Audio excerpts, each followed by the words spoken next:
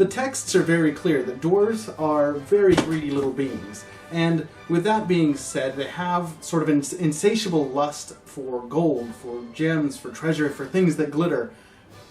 And today, you're put in that position by taking control of a team of dwarves and digging deeper and deeper into a mine until either you strike it rich or catastrophe happens. Maybe both. Dwarves Dig Delve Die is a recently kickstarted product from Imbalanced Games. In it, players attempt to be the first one to obtain 5 gold from the mines. To play, the Delve and Dig card is placed on the table, then the mine deck is placed immediately to the right of that. Each player takes 1 die, dwarf, to start the game. On their turn, a player takes 1 die from the supply and rolls all dice they have. They then must assign all dice to the cards that are face up on the table. Dice must be placed either on empty cards or on top of dice already in play. They can only be placed on top of dice if they are of equal or greater value than the face shown. Any dice that can't be placed according to these rules are returned to the supply. Once dice are placed, the player sees which visible number is the lowest out of all in play.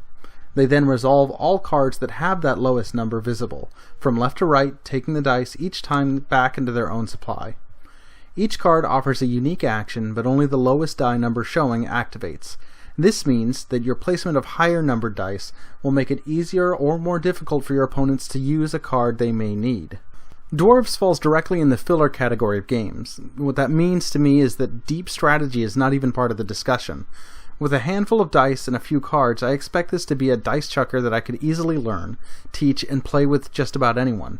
It plays up to 6 as well, which is always a welcome for what I was looking for with this. Let's get the superficial thing out of the way first. The game comes in a large tuck box. That, for me, sucks.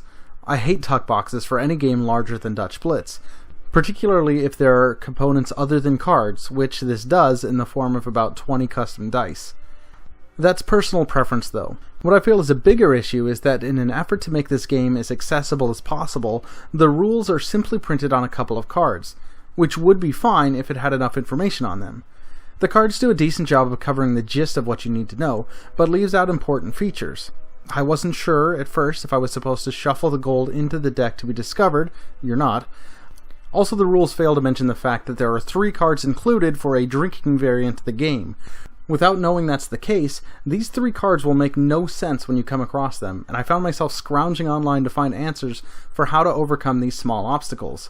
Aside from that, there's certainly a good amount of randomness in the cards that are drawn, not to mention the workers are actually dice that you roll.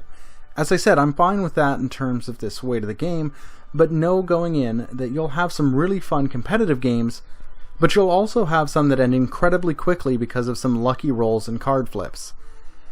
Now those dice and cards, however, are really cool to look at.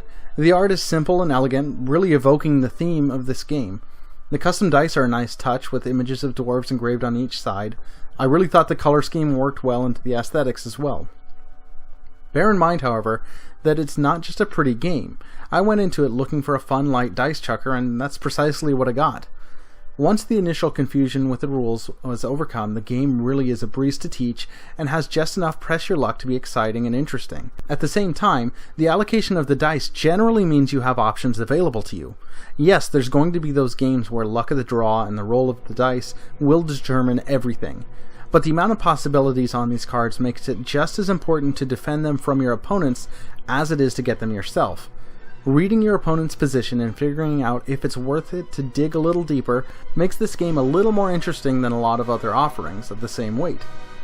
Annoyances aside, Dwarves Dig Delve Die is at the very least worth a look. I've enjoyed playing it, and while I may prefer other fillers, this certainly isn't a bad game, not in the least. In the right setting, which is just about anywhere, this game will be a nice fit. It's thematic, portable, and easy to teach, the kind of thing you can play while having a conversation.